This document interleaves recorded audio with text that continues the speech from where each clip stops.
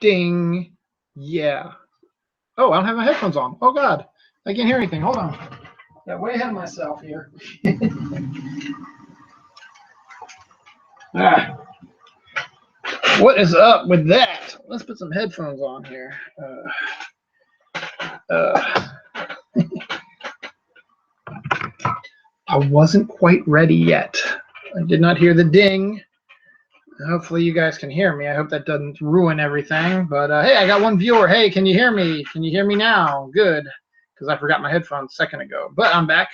I'm Dylan Knows, and welcome to the show, episode 159. And I got 0 viewers, so either they can't hear me and they're like, fuck this guy, or they're like, it's this guy again, and just decide to end up. But I'm hoping and praying and hoping and praying and hoping and praying that everyone can hear me. If you are watching the show, please let me know if you can hear me. Maybe I'll send a tweet out saying, "Hey, can you hear me real quick?" Let me just do this because I'm getting paranoid about this stuff. Hey, can someone jump into check my show and see if they can hear me, please? And then hashtag Dylan Knows, of course. So I know this is great television, isn't it? Just think this is a podcast. You just hear me just going blah, blah, blah, blah, blah. So hopefully we'll see what happens. I doubt anyone's going to jump in and help me out here. So I'm probably just going to be talking to nobody for a few hours. And it'll be nothing again. Because this is actually going to be a fun show today. I got a lot of interesting things I want to talk about real quick. Next week's episode is going to be a little weird because I don't know when I'm going to do it. The reason why is Sunday. I'm going to the Ravens football game against the Redskins, which is my wife's team. They're down in D.C., so they're going to be down. The game is going to be at M&T Bank Stadium, which is the Ravens football stadium downtown Baltimore.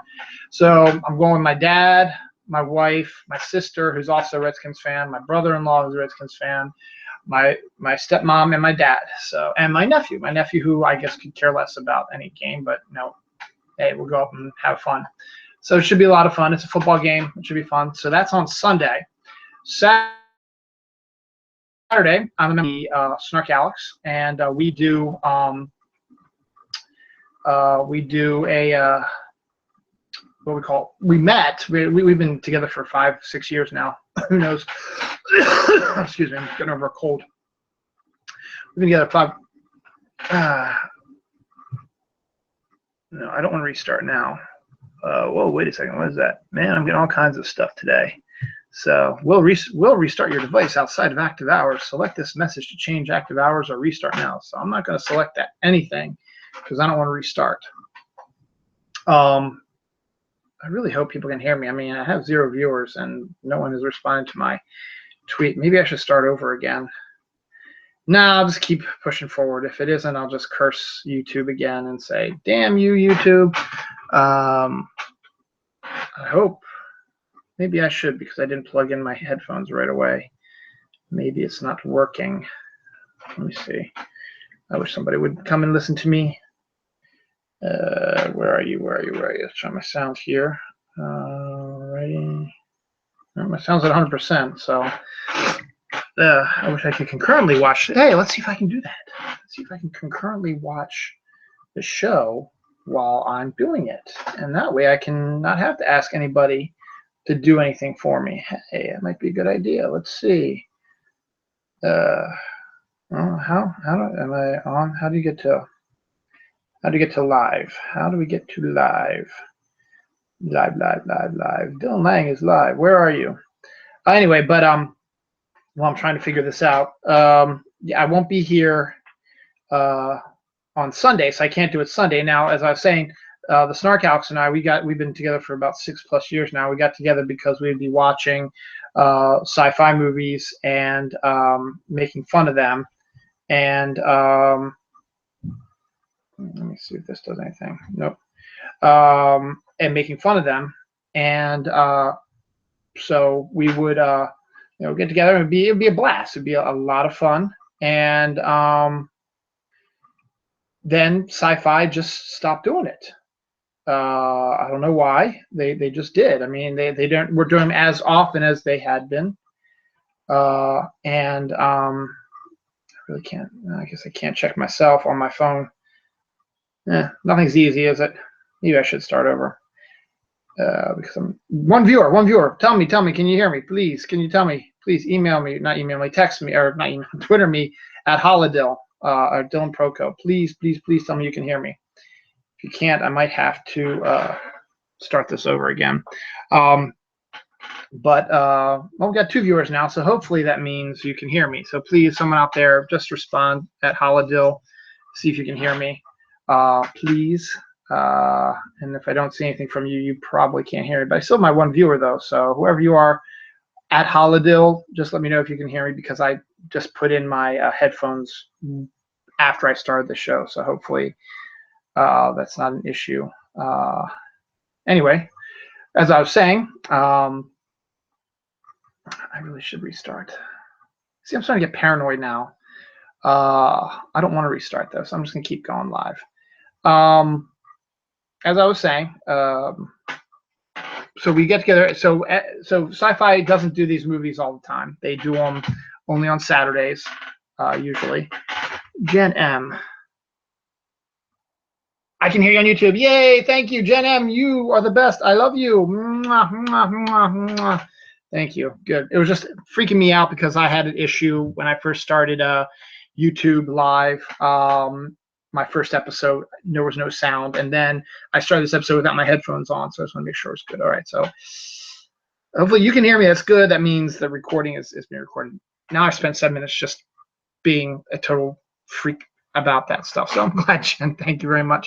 I'm gonna get a drink now, so here's to you, Jen. All right. So as I was saying, so Sci-Fi stopped doing these original movies, or as often. And then Sharknado hit, was fairly popular, so they do a Sharknado week now where they do new shark movies in July, and then Halloween they do a month of usually new original Halloween horror type movies, and then they'll probably do at least one Christmas one. They tend to do a new Christmas one also, but that's really about it. I mean, they used to do it like, they'd have like 3 to 4. Like 1 month, and then they take a break for a month or 2, and then they do like 2, and they take a break for like another month and do like 3 more. They would spread it out. And then Jen just left. No, Jen. Zero viewers, but at least Jen said she can hear me. So I'm getting more interesting stuff, Jen, if you're still out there.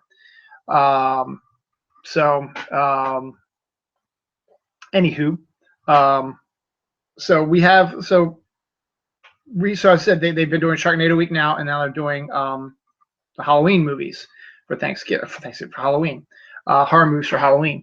So that being said, there is a new one on Saturday night, so I can't do my show Saturday night, next Saturday night, because I want to live tweet the movie, because it's a rare occurrence that I'm able to do that.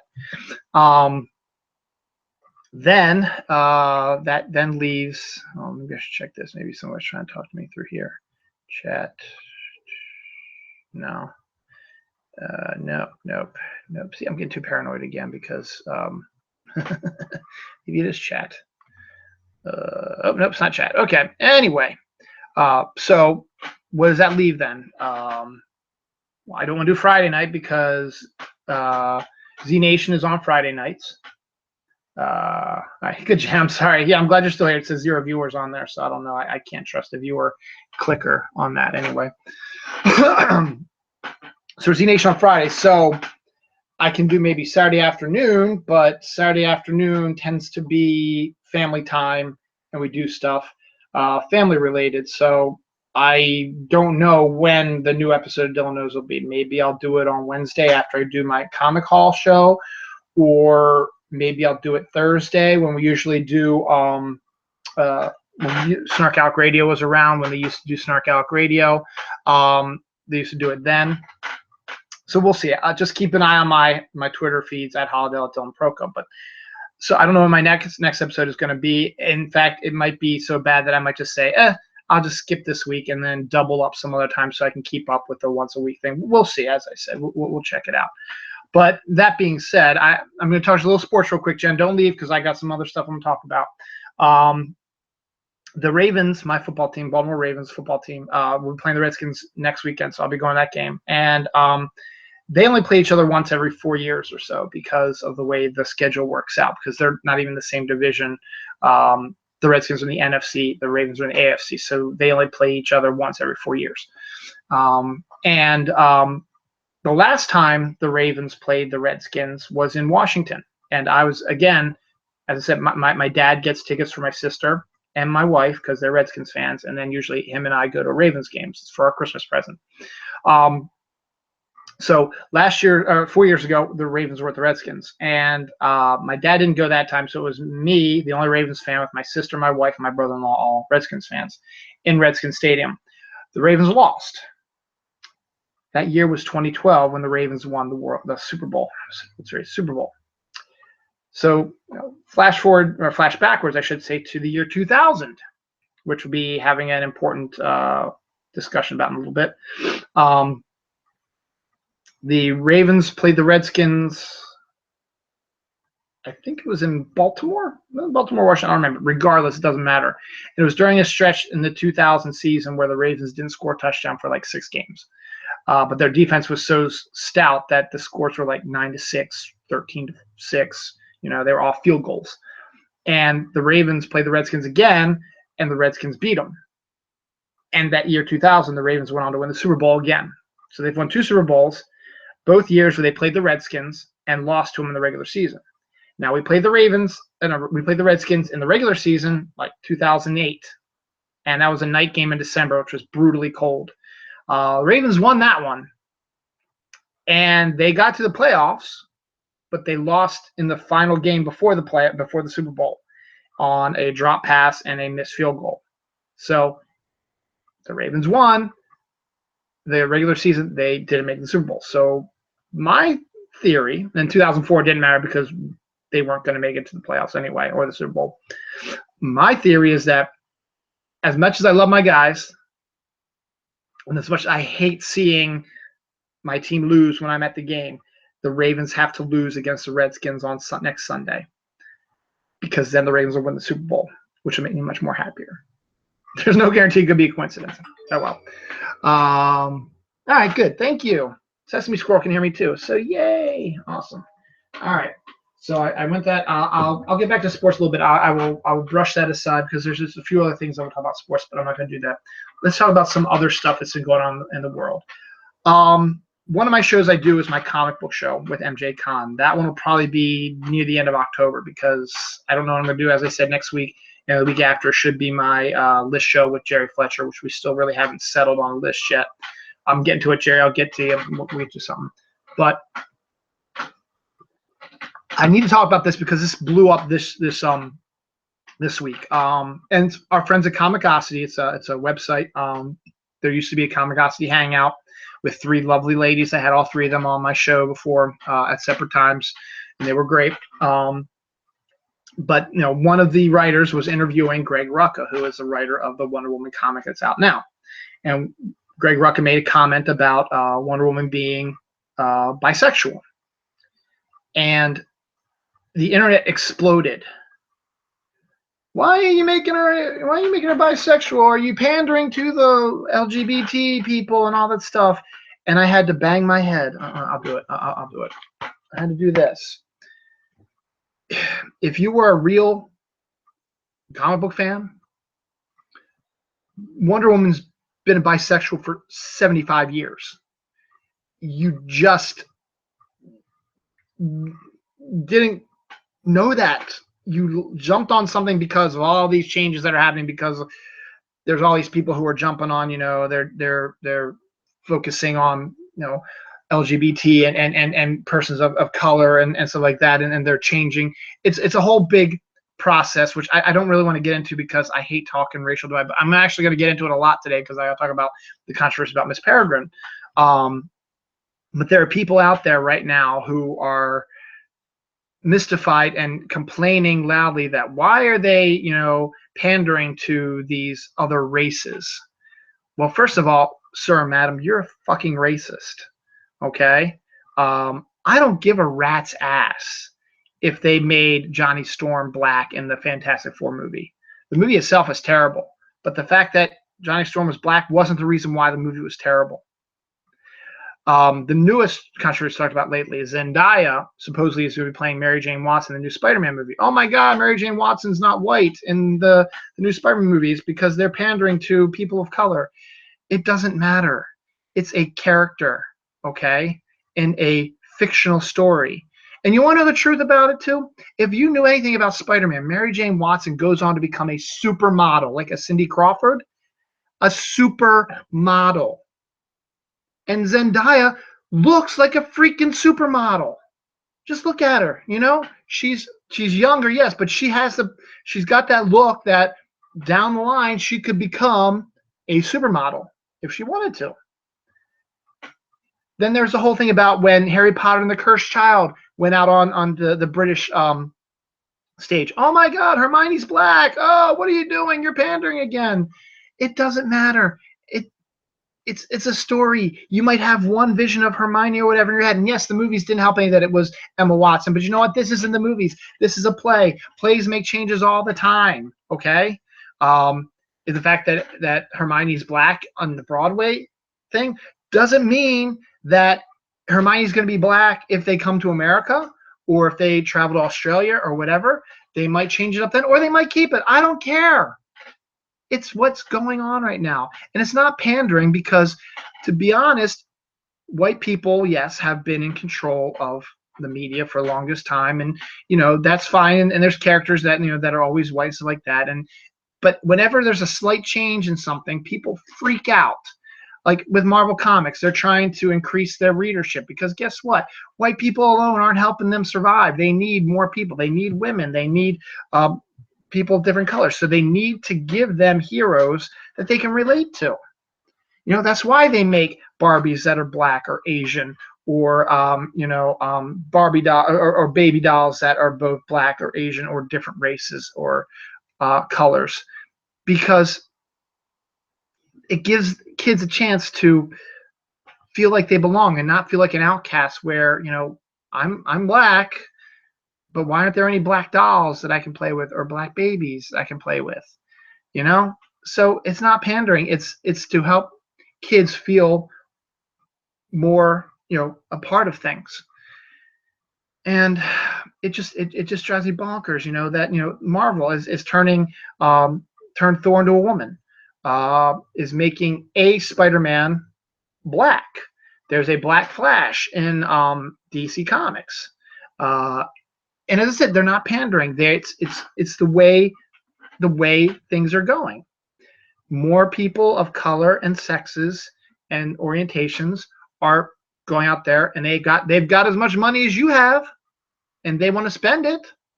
So why not give them something that they can like? Yes, they might not necessarily, you know, want to. Maybe they don't want to buy the adventures of an Asian Superman, but the fact that you have a book that has an Asian superhero in it as a lead is enticing. But you know what? They might say, I don't like the artwork. No, I don't like the story. Doesn't mean they're not going to buy anything else. They're going to. They'll buy other stuff as well. It just drives me absolutely bonkers. And the fact now is people just don't pay attention because Wonder Woman grew up on Paradise Island, filled complete with women, no men allowed. All right? And you don't see this usually in the comics because why would you? It's none of your damn business. But you know what? They're people too. And people have sexual urges. Everyone has had a sexual urge of some kind or another. It doesn't matter if you're hetero or bi or gay. You have a sexual urge. It's just part of who you are. Now, some people can suppress it. Yeah, sure. Others might just do it just to procreate and have more kids. That's fine. But hey, you still had sex. That's how kids work. I mean, unless you used test tube baby stuff or whatever, which is none of my business. But the way it works is you have to have sex to have children, unless, as I said, you use a test tube baby or whatever, or surrogate. But you're still using your genetic codes, and I don't want to get gross people out on a Sunday afternoon. So you know what I'm saying. So you have all these women, strong women, who are going to have these urges, especially when they hit puberty, because they are like regular people, and puberty just kicks your freaking ass. Everyone can tell you that. How your hormones go up and down, and you know, you've gone through it, but maybe you've suppressed it because it was rough on you, but now you have kids that are starting to go through it. I have a kid, Noelle is going to be 10 in December. That's only about a year or two away before she starts hitting that puberty thing. I'm not ready for it. I really don't want to. I mean, she's already starting to show signs of zits and stuff like that. I was like, and it might even be earlier. I'm not ready for that. But when the time comes, I'll be ready for it. But you have these urges, you know? And when you're in an area where it's just women, then yeah, you're going to act upon them in a lesbian-esque way. But that doesn't entirely mean that you're entirely lesbian. Because when Steve Trevor crash lands on there, there's something inside of Diana that makes her go, he's kind of handsome too. And I'm sure, you know, they've had stories of their gods, so they've probably seen what men look like. They've seen, you know, what Zeus and Hephaestus and Ares and you know, unfortunately, if you follow the comic stuff, they had to deal with Hercules, who in George Perez's version of the story, which I tend to subscribe to a little bit more than the more recent one where Wonder Woman is the daughter of Zeus, which I don't like. That's just me, though. This one was, and this is horrible, but it makes a lot of sense. Hercules, before Paradise Island was cut off from men, Hercules brought his army to Paradise Island, was flirting with the women, and then his army started raping the women. And the women fought back and kicked their asses. And that's why the Paradise Island women are badasses. And so they know, you know, they've experienced men stuff before, and they've heard stories about the men, and they've seen pictures of the men and statues and stuff like that. So they know there's something out there. And so when she sees Steve Trevor, she's feeling something. She doesn't quite know what it is. She's a caring woman. So when he's injured, she starts caring for him because that's what she does. And in a lot of cases, when you start, it's, what is it? It's the something syndrome, where you're taking care of somebody and the two of you fall in love with each other. I forget what it's called. It's some sort of syndrome. It's an actual thing where, you know, you're together so much, you know, man or woman or whatever, even a woman or man, it doesn't matter. And you're caring for each other, and you're making sure everything's fine, and it turns into a form of love that not necessarily might be good or bad. We don't know. It all depends. Could be good, could be bad. You know, it could just be lust. It could just be you're spending so much time together that, you know, something's going to happen. So, and then there's also another theory that I like to ascribe to also, is that, and I like this idea too, is that, you know, Diana is technically kind of a princess, since she's the daughter of the queen of the Amazons. And Paradise Island is an island in the middle of the water. And even though no men are allowed, there's still water around. And there's a gentleman by the name of Arthur Curry, Aquaman, who might have discovered the island, is about the same age as Diana. And there was a story where the two of them had a friendship. It didn't necessarily turn into anything sexual or lovey-dovey, but it was her first experience with another male before Steve Trevor showed up. And I don't know if that's still in continuity or whatever, but I always thought that was a fascinating idea, because Diana and Arthur would be really good friends, because they are unlike other people. They are both royalty. Arthur's royalty and Diana's royalty.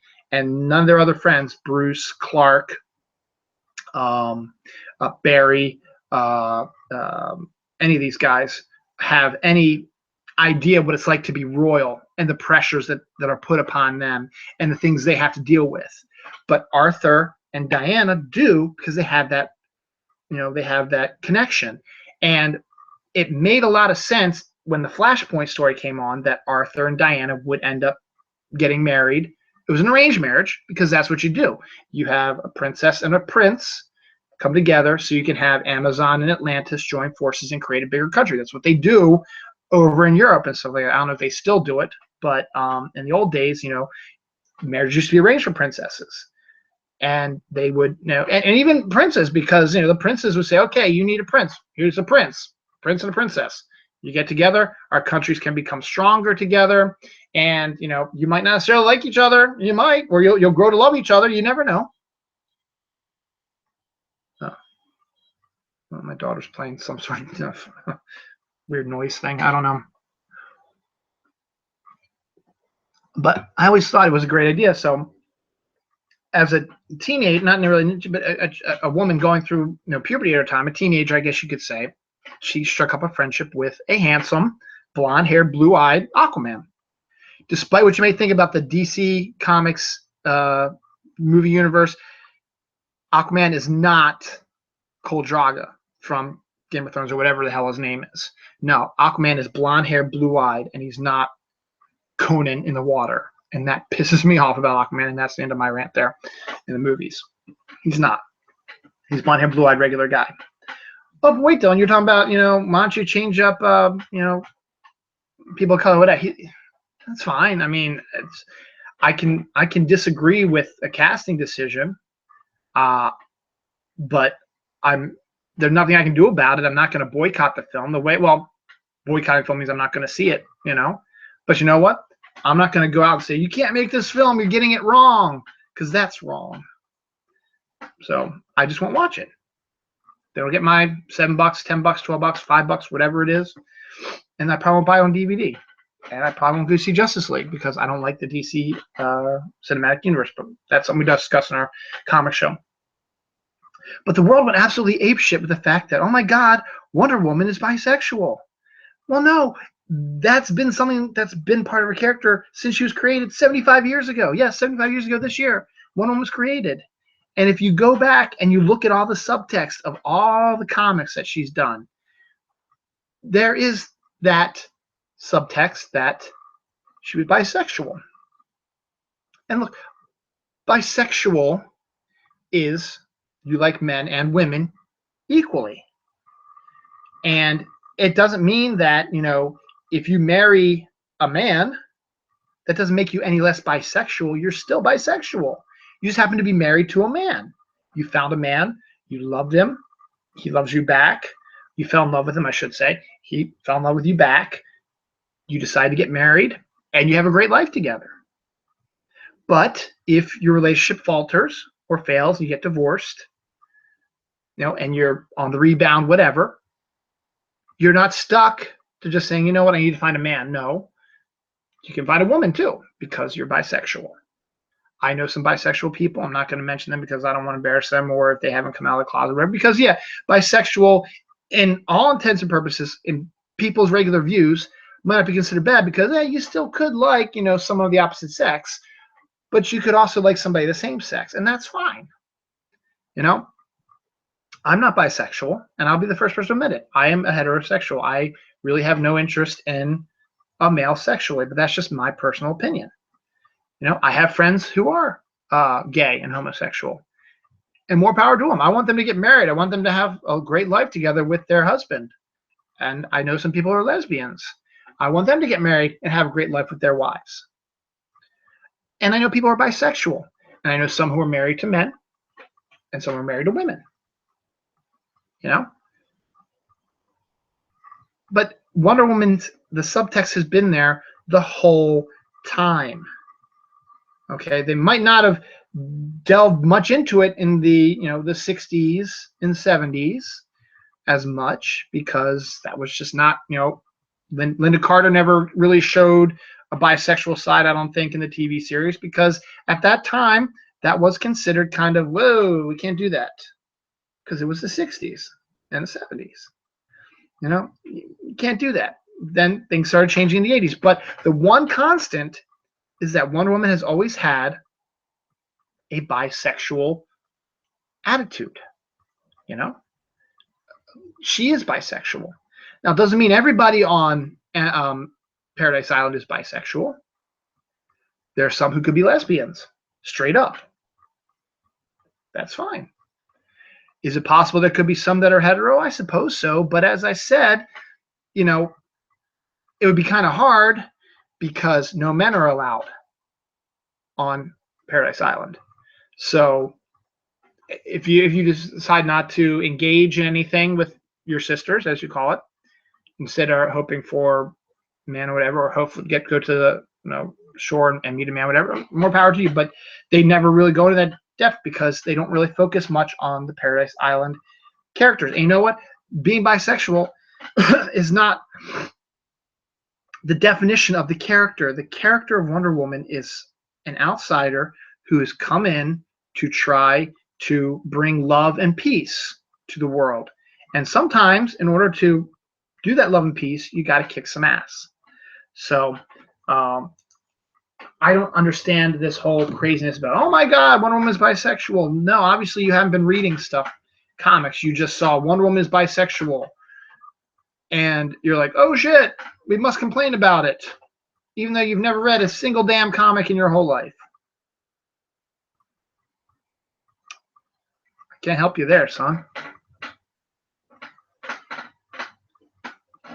I guess sticking with this, Tim Burton is one of my favorite directors. I guess he sort of slipped for me a little bit because this century has not been that good to him so far. He sort of went off the rails a little bit, but you know what? He was doing what he wanted to do, and you know what? Go for it, man.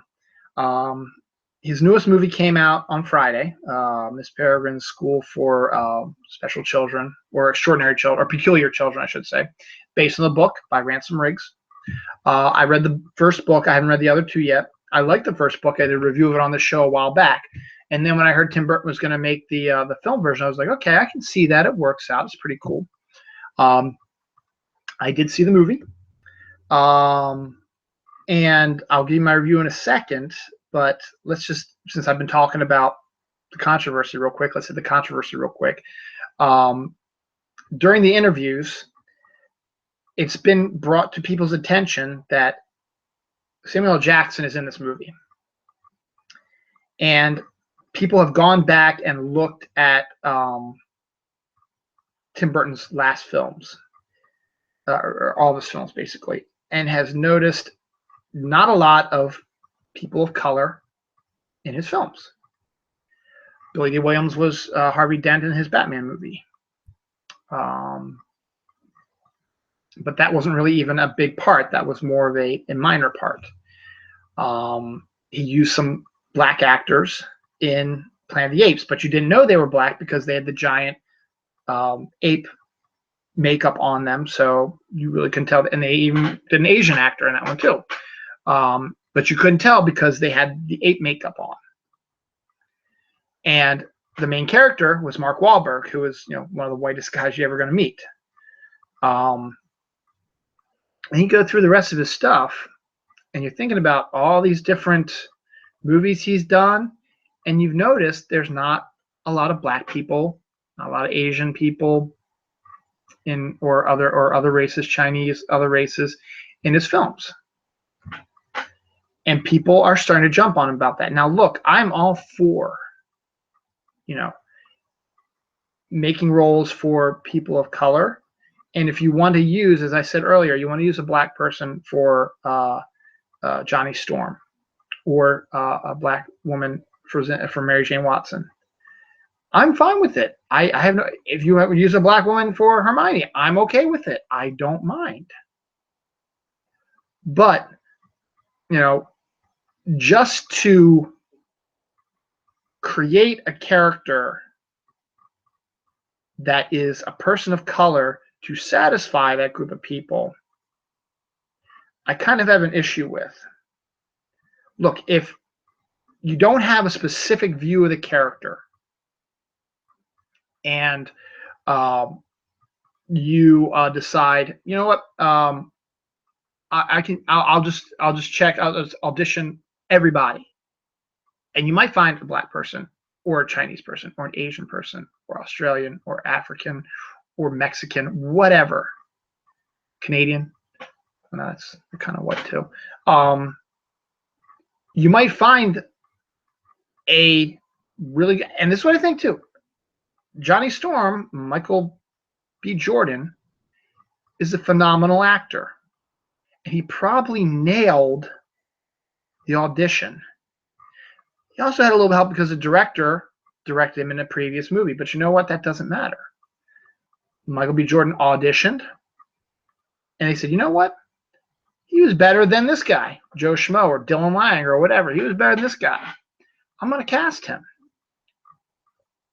Spider-Man Homecoming, I think, might have been a little slightly different because I think they are going out of their way to create diversity in Peter's high school because it takes place in high school. And you know what? I'm fine with that. And the reason why is because it takes place in New York City. Don't anybody out there know that New York City is called the melting pot for a reason? Because everybody lives in New York City. All races and creeds and sexualities, they live in New York City. And they go to school in New York City. If you go to any high school in New York City, maybe not private, but I don't know, because there could be some diversity in private schools, but I've always thought that there might not be quite as much. But you know what? There could be. But as I'm saying, just go to any high school. You walk through there. Guess what? You see all types of people, not just white people, not just black people, all kinds. Everybody. A realistic version of high school in New York City in 2017, when the movie comes out, you're going to need this diversity. And the characters, when they were made in the comics, maybe in the 60s, maybe the characters were supposed to be that, were just because they were more white. Because the 60s was a rough time, when it comes to rights of colored people and foreign people as well. But eventually, after the 60s ended, things got better for them, and they started to build, and now you're where we are now. So it makes perfect sense to me to have a diversified cast in the new Spider-Man film. Would I be okay if Peter Parker was a different race? Oh, yeah, hell yeah, I'd be fine with it. Would I be okay if they decided to focus on Miles Morales and Peter Parker? Hell yeah, I would. They've already done 5 Peter Parker movies. Okay? Maybe they should have done Miles instead. I like Tom Holland, don't get me wrong. He was great in Civil War, and he looks good as Spider-Man. He's got a hot aunt, Marissa Tomei. But if it was Miles Morales, or if it was a Asian Peter Parker, Indian Peter Parker, anything like that, and he was the main character, I'm fine with it, as long as he is true to the character. Spider-Man needs to be a kid who bad stuff happens to all the time. He has the worst luck in the world. And he has these amazing powers that he experienced a tragedy which caused him to have the mantra of with great power comes great responsibility, which is true. So he's got that hanging on him. The fact that if he would have just been a better person, his Uncle Ben would still be alive. You got to have that doubt, self-doubt in him also. But at the same time, you got to have that snarky, quippy Peter Parker as well. If you're going to make Peter Parker the main character, you need to have the snarky, quippy Peter Parker, because that's his defense mechanism. He's scared to death of going up against these villains and stuff like that. So what does he do? He cracks jokes to ease the tension, to make it easier for him to survive getting knocked through buildings or taking on people who want to kill him and being looked at as enemy of the state. And you need to have that as well. And you need to have him be highly intelligent. That's the character. Now, if an Asian actor or a Mexican actor or a black actor can portray all that, more power to them. We got a new Peter Parker. Awesome. I'm for it. But when you are looking at movies that Tim Burton has done, and he doesn't rarely cast people of color, you got to also look at the story. Maybe he just didn't think that that he got the right actors, or that those characters to fit the mold of his story should be those races. And that's his right. He's the director. He is not entitled to you or anybody to cast a token person of color. I truly do not like the fact of just casting an actor because they are a different color or race or sexuality, just to say, hey, look what we got. If it fits the character, it fits the character. That's fine. But don't shoehorn a character into it because you want to have this ability to say, hey, look, we got, we're helping out with, casting black people and Asian people. Now, do I believe in the Doctor Strange movie that's coming out in November that they should have cast an Asian as the Ancient One? Yeah, sure. I probably think, they probably should have cast an Asian as the Ancient One because that's who he is in the comics. But you also got to think about the fact that that's kind of racist too. Because when you see people named the Ancient Ones, you are fully expecting them to be Chinese or from the Himalayas or whatever, because that's how they've been portrayed in the past. Now, there probably were a bunch. I don't know because I wasn't involved with it. And was there a bunch of actors who auditioned for it who were Asian or Chinese? I don't know. And did they decide to cast Cate Blanchett, who is white? Not Cate Blanchett. Oh shoot, it's not Cate Blanchett because she's playing Hela. It's damn. Now I'm gonna freak myself out here. Hold on. If you know who this person is, let me know. Let me see. Doctor Strange. Oh, Tilda Swinton. Thank you. You decided to cast Tilda Swinton in the role. Is it the fact because she blew away the competition? The fact that she was the best actress who came in to audition for it? Because let's face facts, Tilda Swinton is kind of asexual. Nothing wrong with that. She can portray that. She has the appearance of both male and female. And if she wanted to, if she was playing a female role, she could totally let her hair out, make up a little bit, or if she was trying to play a man, you can shorten your hair again. That's that's actresses. That's their. It's if that's what they want to do, they want to do it. It's whatever you want to do. That's fine. Is it a good casting? I don't know because the movie isn't out yet. Would I like to see a Asian in the role of Ancient One? Sure, why not? But as I said, whenever you hear people who spout wisdom to mystical people, it's always an Asian, Chinese, Himalayan type of person. It always is. And go back and look at the movies. It's the truth. The same thing occurred when they were casting for Iron Fist. And that's where you're sort of walking the thin line a little bit, because Iron Fist is a white character. And the gist of his character is the fact that he is a white character, an outsider, who is able to control this power that, again, might be considered racist, because whenever you hear about Asian characters or Chinese characters, they are either really good martial artists or have a lot of wisdom. It's the truth. Go check any movie out there. I'm not saying I agree with it, but I'm saying that's the perception when you go to a movie and you hear about someone who is a martial arts expert or is a mystical advisor.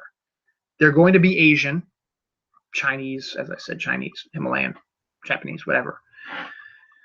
And so, that was one of the reasons why they came up with Iron Fist. Yeah, maybe Iron Fist was created in the 60s because at the time whites were still predominantly, and they were still going through the equal rights stuff in the 60s when Iron Fist was created.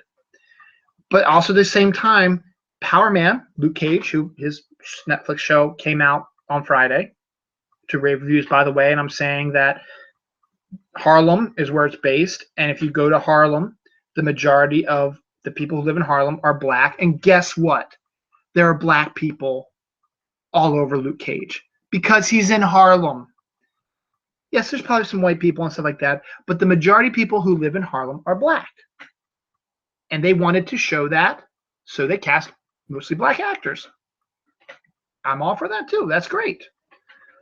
Would you make Luke Cage a white person? I don't think so, because that's not the character, much like Iron Fist. There are certain characters you can probably get away with that race or color doesn't matter. And maybe you could form some sort of way to make Luke Cage white. It just doesn't make any sense to me. Now, at the same time, and I've talked about this before, making Othello white. For those who don't know, Othello is a Shakespeare play where it's one black guy named Othello, surrounded by a cast of white people. He's in love with Desdemona, a white woman. And Iago is an advisor who does not like Othello and goes about destroying him via innuendo and Othello's self-doubt. Now, you would think you would never do a show where Othello was white, because that is the essence of the character. But Patrick Stewart did it.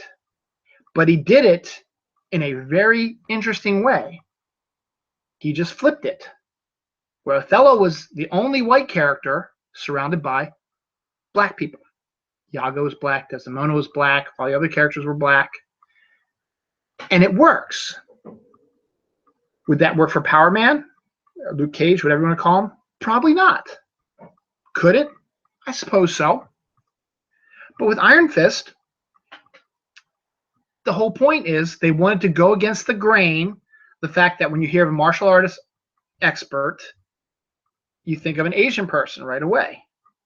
And there's Shang-Chi, Master of Kung Fu. He is a Marvel character who I believe will be in the Iron Fist Netflix series when it comes out next year.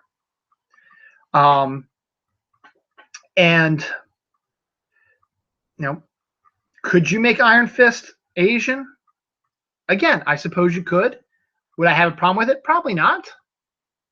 But again, that's not the essence of the character. The character is flipping your expectations. A white person who is able to control this martial arts power. Which, and I'm not trying to be racist, this is just when stuff came out in the 60s and 70s. The view of martial artists, experts, and people who are supernatural guys, stuff like that, that's because they're Asian. So the fact that, and I'm getting around this the wrong way, that's how I do things, though, you know that. Going back to Miss Peregrine, the character that Samuel L. Jackson plays really isn't in the book. And the way they got around that was because they made the main bad guy in the book be a part of Samuel L. Jackson's character's Baron's power to change his form. Because the main villain is a female counselor. And they were able to make Samuel L. Jackson's character, Baron, be a guy who can shapeshift. I'll get more to that when I talk about the review. So they're going to cast Samuel L. Jackson. Probably because he was the best person who came in for the acting. Because you could probably have a white person play Baron. You could probably have a female play Baron if you wanted to. And make a really interesting dichotomy of having the main character of Miss Peregrine, well, not really the main character, but the main teacher, whatever, facing off against a female bad guy. But again, I'll talk about that in a few minutes when I talk about the review. So they're getting on Tim Burton about not casting people of color. Now, let's think about this. Pee Wee Herman, you're not going to cast people of color. Okay? It's a silly fable. I mean, you probably could have had maybe a Cowboy Curtis in there. That would have been pretty cool to see Lawrence Fishburne show up in the Pee-wee's Big Adventure movie. But you know what? You had a specific story you wanted to follow and you wanted to say. So it was going to be all white people. That's fine. Beetlejuice. Could you have had, some of the main characters be black? Yeah, I suppose you could have. But again, it just, with the story, it didn't quite fit. Batman. Could Batman be black? Sure, absolutely. Batman could be black. I have no doubt that Batman could be black. Harvey Dent is who Billy D. Williams played, who is black, is white in the comics. But I had no problem with Billy D. Williams. In fact, I would have loved to see Billy D. Williams play Two-Face. I think that would have been freaking awesome. Unfortunately, they never got to that. Could you have a black Joker? Sure, of course you could. You just didn't because you had Jack Nicholson, who, if you were trying to redo the Batman mythos, as it were, and you want to make the Joker more dangerous and more psychotic, you get an actor who's played a really good psychotic character before, and that was Jack Nicholson. Are there actors out there in 1989, black actors out there, or Chinese or Asian, who might have done psychotic characters too? Like me, I couldn't think of any off the top of my head. Is it possible? Sure, of course it is. Edward Scissorhands. Edward Scissorhands was basically a autobiography, I should say, of Tim Burton. Because in this movie, he is Edward. Edward's an outsider, a robotic humanoid who has scissors for hands. Edward Scissorhands, who has some emotions but doesn't really know much about them because he's never been taught what they mean. So he gets brought into a small community in California where they come and they embrace him, and then all the shit goes to hell. But Tim Burton grew up in a community, and there are communities out there where it's just white people. And that's where he grew up, and he felt like an outsider. Hence, that's where Edward Scissorhands comes in. Batman Returns, there was no black people in Batman Returns. There could have been. Harvey Dent could have come back, but they didn't need it because the story already had enough bad guys in it. And again, could you have done Catwoman as a black person? Well, they did with Halle Berry. It wasn't great. But that was just because that was the story. It wasn't because she was black. It was because the story was terrible. Could they have had the Penguin be black again? Yes, probably. But you know what? Again, it goes to casting. When you go into a movie, you expect a character to be a certain way. Here's a good example of reversing. When Suicide Squad came out, Deadshot's white in the comics. Guess what? You got Will Smith to do it. You know what? Will Smith did a great job. He's Deadshot. You know what? More power to him. He did great. Ed Wood. Ed Wood is a biopic. Ed Wood really didn't have interaction with black people. So why force a black character who was never involved with Ed Wood's life into a biopic about Ed Wood? This took place, again, in the 50s and 60s when equal rights was still a long ways away. And he lived in California. And the film industry was not very kind to black people. And that's what the film's about. It's about the film industry. Believe it or not, it's not about Ed Wood being a crazy guy, who wears sweaters, and dresses like a female. He's not gay though. He's straight, and he says it. He likes to dress as a woman. And it's about the story of a friendship between I can't think of the actor's name right now, but the guy who played Dracula and Ed Wood, who was his hero. Sleepy Hollow. Sleepy Hollow takes place in the 1800s, 1790s, 18. Regardless, again, black people not really prevalent in that era. Could you throw in a black person there? Sure, I suppose you could have. But you know what? They would be treated as housekeeper, maybe not a slave because it takes place in upstate New York, but still, there's going to be no black people in that because it's an era where, again, black people were not considered people. And you want to be authentic as you can, so you're not just going to throw a black person in there just for the heck of it. That, I believe, is pandering. If you just throw a black person in a situation he doesn't fit. Now, Quentin Tarantino is pretty good about fitting, like in the Hateful Eight and stuff like that, black people into eras where they don't fit. But there's different things that are going on with that than there are with this. Mars Attacks. Okay. They did have some black actors in there. They had Jim Brown, and they had the female who was in Jackie Brown. I can't think of her name right now. They were two of the main characters. Guess what? You had black people in there. Guess what? That's what he wanted to do. It was about a Martian invasion. It was a comedy. Yes, despite what you may think, it's a comedy. It's a science fiction comedy. And they had two black actors in it. And they played important roles. And, spoiler alert, guess what? They survived. When most times when you put a black actor in something, they're going to die. That's just the way people do it. I don't know why they do that. I'm not a film director. Would I do that? Not unless it fit the script. If this person needed to die and they happened to be black, then I would kill them. But if they were just to die, just to have someone die, no, I wouldn't do that. In this case, the two black actors who are a big part of the movie survived. And they also had they have their sons who are also in a great sequence where they help save the day also. So there you go. All you people saying, oh, he doesn't cast people of color. Guess what? Mars Attacks does. And Jim Brown, they just gave him a statue in Cleveland. He's considered to be one of the greatest football players of all time. And some people believe he is the greatest football player of all time. I'll talk about Cleveland in a few minutes also. Then there's Planet of the Apes. Could you have made the main hero a black person? Yeah, absolutely. Wouldn't it have been really cool to see Will Smith in the role of Mark Wahlberg? I think that'd be pretty cool. But guess what? At that time, Will Smith was flying high. He had other movie options.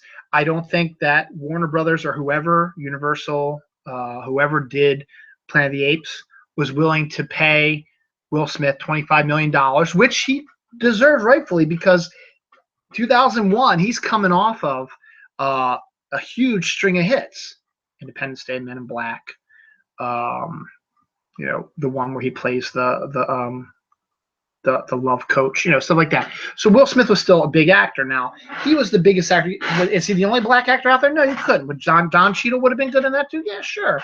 You probably could have cast some other, some black people in that as well. Would Samuel L. Jackson be good in that role too? Hell yeah, he probably would be good in that role. But guess what? They went with Mark Wahlberg. Why? Because maybe they wanted to focus more. It was Planet of the Apes. It was a remake of Planet of the Apes. They wanted to have a Charlton Heston type character. And who's more Charlton Heston than Mark Wahlberg? I don't know. But they did cast black actors in the film. You just didn't know they were black because they were under, as I said earlier, the ape makeup. They also cast an Asian actor in it, both of whom had big roles. Yes, they did. They had big roles. So he did that then too. That's where to what I still believe is his best movie he ever made, Big Fish. Again, could they have thrown a black actor in there a little bit? I'm sure they could have, but guess what? Again, you're going through a time span that goes from the 50s to present day. And he fights in the Korean War. Were there black soldiers in the Korean War? Yeah, sure there were. But you know what? It wasn't a story about... And you know what? To be honest, there is a black actor in it. Robert Guillaume's in it. He plays a doctor. He's not a big role in it, but guess what? He is in the film. Again, it's not whitewashed. He's just not one of the main characters. You've got Steve Buscemi, who could have been black. Sure. You've got Danny DeVito, whose character could be black. Yeah, sure, you could have, if you wanted to. Could have made the main character black. Whatever. But you know what? This was the story of Edward Bloom from the 50s to the present day. Yes, baby, what's up? Yeah. Have you studied? Yeah, I just studied. Okay, what's up? Nothing really. Okay. I'm still talking, so give me a hug. So could there have been a black actor in that? Yeah, but again, you're following a storyline that goes from the 50s to the present day. and maybe not necessarily the present day, because you know what, it was kind of the 80s, 80s, 90s. The end of it was kind of, I guess maybe it was present day, I suppose. But again, could he have cast a black actor in the lead role, or Asian actor? Sure, I suppose he could have. But you know what? This was the character that they wanted to present, Edward Bloom, and I think Ewan McGregor did a fantastic job. Albert Finney did a great job as a grown-up. So then that takes us to Charlie and the Chocolate Factory. Could you make one of the characters in that one black? I suppose. Again, I suppose you could have, but again, you just didn't. Alice in Wonderland, sure. Trying to figure out all the other stuff. Sweeney Todd, I suppose. Again, you could have. But again, it's about casting. Dark Shadows, sure, I suppose. If he tested some other actors and didn't like how they came across, he's not going to hire them. The same way as if a black person or white person who have the same education level or whatever go into a job interview, and one person has more experience than the other, you're probably going to go with the person who has more experience. I've experienced that before. I've gotten rejected from jobs that I didn't have enough experience on. Do I know if they hired a black person or an Asian person? I don't know. But you know what? They very well could have. It's the way of the world. And that leads you to Miss Peregrine's School for Peculiar Children.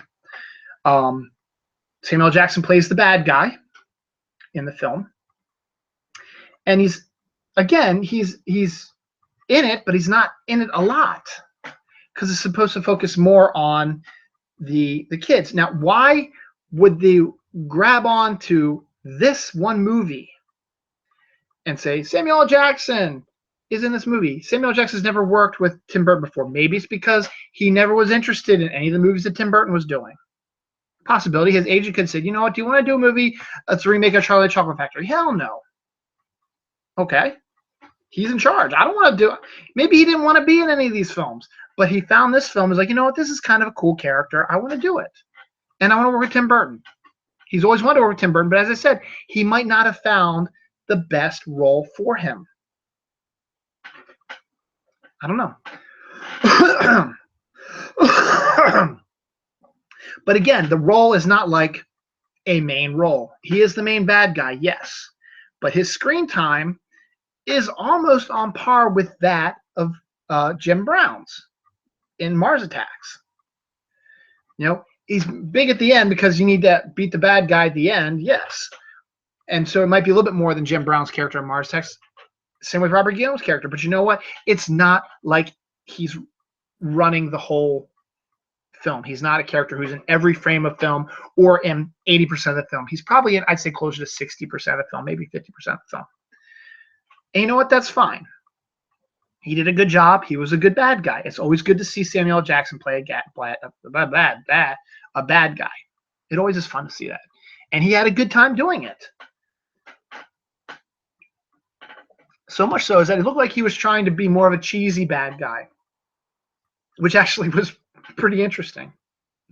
So let's talk about the film then itself. As I said, I read the book. If you read the book and you like the book, you might be a little disappointed in the movie. I was a little disappointed in the movie. I liked the book, but here's the thing. The book was a setup for the other two books. It's a trilogy. And basically the book ends, the first book ends on a cliffhanger. And I'm going to do some spoilers now. So if you haven't read the book or you haven't seen the movie, you can either leave now or you can mute me and I'll give you a sign like, I'm done. I'll try not to do too many spoilers because there's really not much you can do. But in order to discuss the film, to review it, you have to talk a little bit about it. It's got the general basis down. The general idea of both stories, the movie and the book, is there's a young guy. Again, I don't have the characters' names down or the actors' names, so just bear with me. I'll say he's played by Asa Butterfield, whose grandfather, who in the movie is played by Terrence Stamp, has regaled him with stories all his life about how his granddad fought monsters, and about this school that he went to in the 1940s and 50s, and stayed with a bunch of kids who had special powers, and he had pictures to show them, the novelty type of pictures that you see nowadays of like kids floating, or kids in weird costumes like taken like the 1800s or the 1940s or whatever. And that was the premise of what Ransom Riggs did. Ransom Riggs found these pictures, novelty pictures, somewhere, and he's like, you know what, this might be really interesting, the story behind these pictures, knowing full well that the majority of these novelty pictures are fake.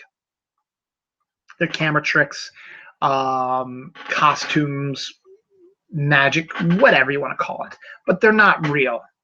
There's no such thing as invisible people.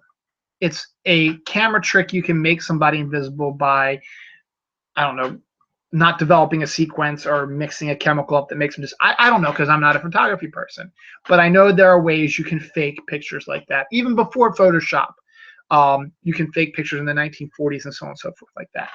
So Ransom Riggs, the writer of the series, he found these and decided, you know what, there's a story behind these. And so he got a bunch of them and was able to write a story about all these pictures. And he uses all these pictures in his books, which is really a great part of what makes the book so fun, is you actually get to see these actual pictures.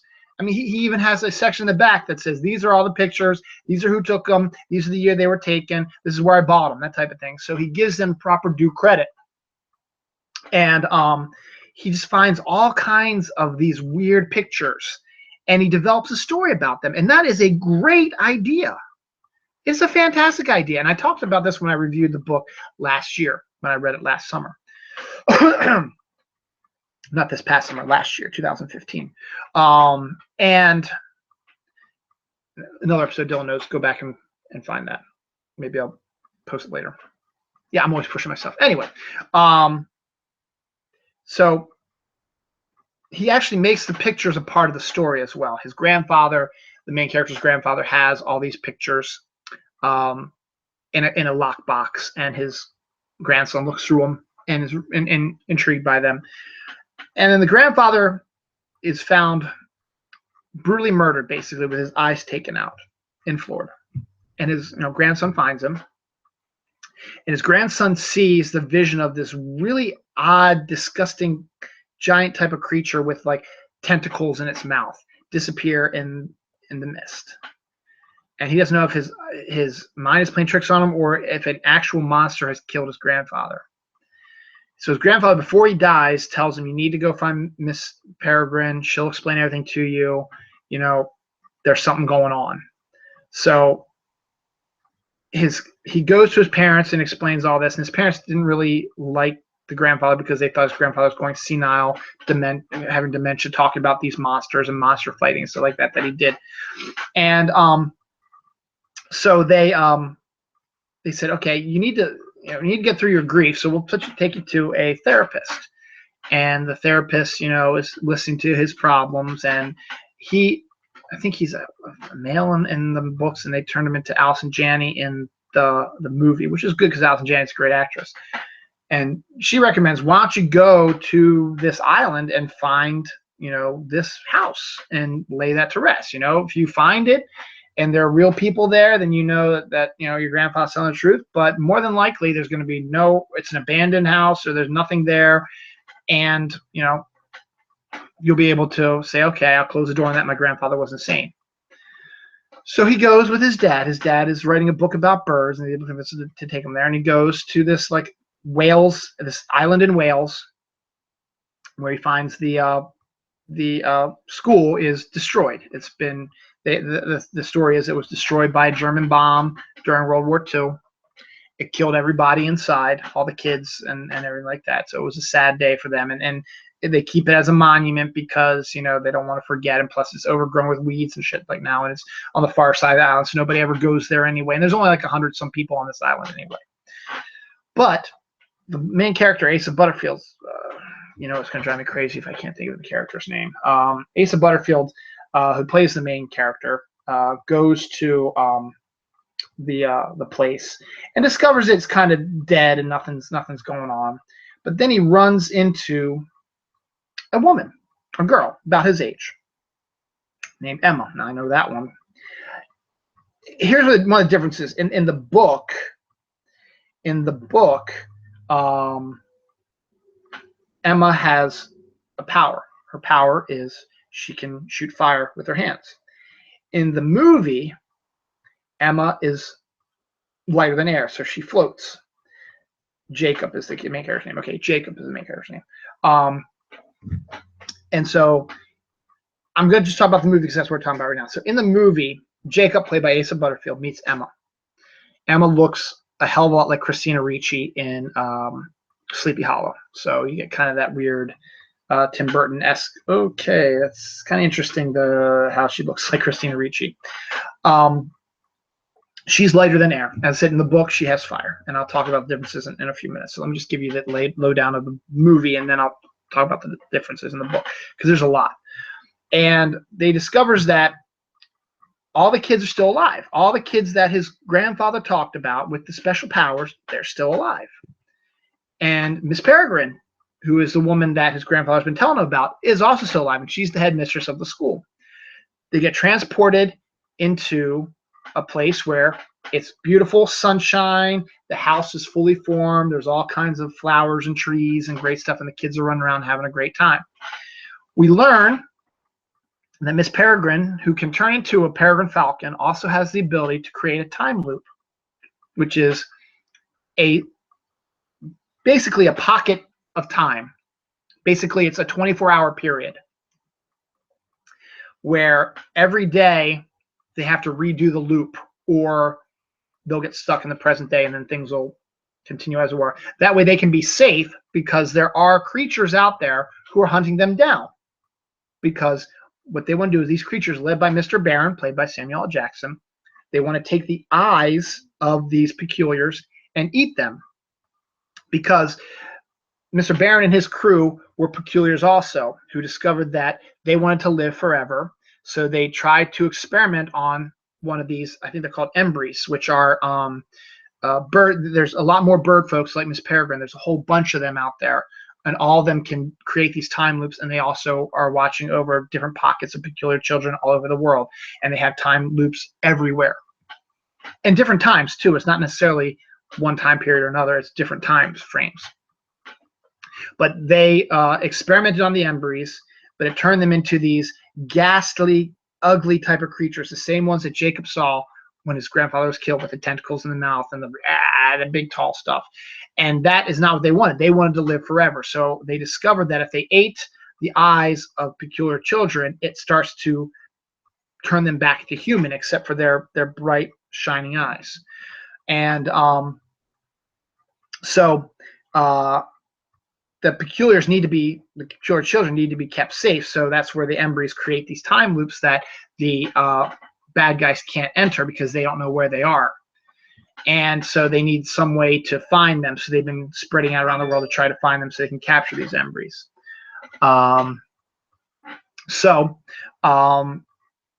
We discover that Jacob has the same power as his grandfather. His grandfather was a peculiar. His grandfather was the only one who could see those ghastly creatures.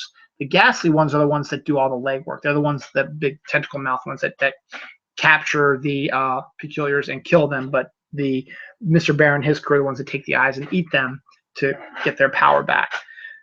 But Jacob also has the power that his grandfather did, is to see these ghastlies. So Miss Peregrine knew that he was a peculiar and knew he was going to come to help them. Now, the time loop that they're in is a day in 1943. In the movie, in the book, I think it's 1940. And that night is when the Germans blow up the house. But they stop the time loop right. They end the time loop right before the house gets destroyed, and get reversed, as I said, 24 hours back to the past, and relive that 24 hours again, up to the point where the Germans bomb it again. And that's how they've been living their lives for centuries. And the kids never age, and they're safe. So they're getting a little kind of bored and stuff like that. But they have free reign of the whole area. But it just happens to be this time loop in 1943. So it's not 2016. It's 1943. So and they really can't. They can enter 2000. I don't think they can enter No, they can, because the whole no, it doesn't, because the finale takes place in a time loop also.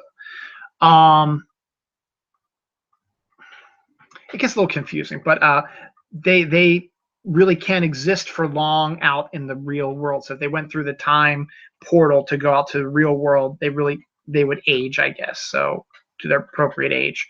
So they stay within the time loop. So that being said, he meets all the peculiars, starts falling in love with Emma, who has lighter than air, and meets all the ones that shoot fire, and the twins, and the little girls that are like Hercules, can lift things up. The guy who can bring people back to life for small periods of time using hearts and stuff like that he's found from dead animals and stuff like that. And we learned that the counselor was Mr. Barron in disguise, and he was trying to figure out where this time loop was. And so he discovers it, and he is able to enter the time loop and threatens the kids and Miss Peregrine, unless Miss Peregrine comes with him, because they're going to redo the test that turned them into these monsters, because I think they figured out how to make them immortal now. And so they kidnap Miss Peregrine, and it's up to the kids to save her. And that's basically the movie. I'm not going to say what happens. Obviously, you can probably figure it out. But it's a lot different than the book, because, as I said, the book ended on a cliffhanger. And then they did the other two books, and I haven't read them yet, but I read the descriptions of them, and they are in no way what happens in the movie. The movie itself has a distinct ending, has a distinct beginning, middle, and end. Now, the first part of the movie, the first half of it, I would say, is fairly close to the book, with some changes here and there. The kids in the book interacted more in present day than they did in the movie. I don't think they did at all interact in the present day all that much in the movie.